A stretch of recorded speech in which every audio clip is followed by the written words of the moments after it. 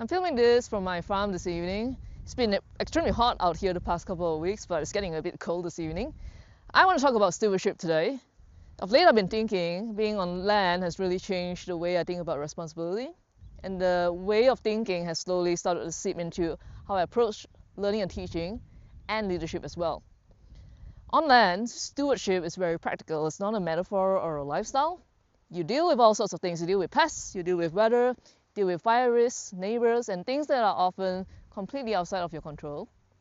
Some things you can plan for, some things you can mitigate, you do what you can, and then there's many things that you absolutely cannot anticipate at all.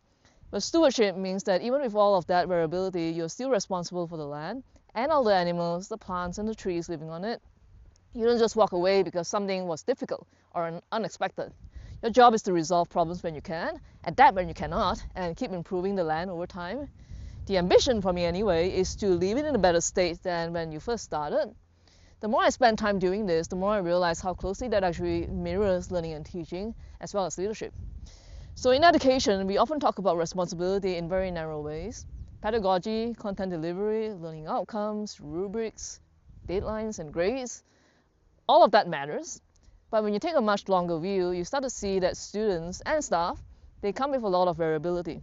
Different backgrounds, different cultures, different language abilities, different pressures and constraints that aren't always visible and not necessarily always within their control. So just like on land, pretending those conditions doesn't exist doesn't make them go away.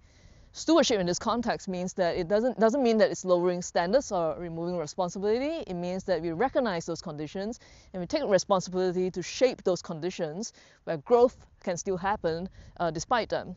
So we are proactive about it, not reactive. That takes judgment and it takes time. It takes sustained effort. It's very exhausting because you're doing more all the time.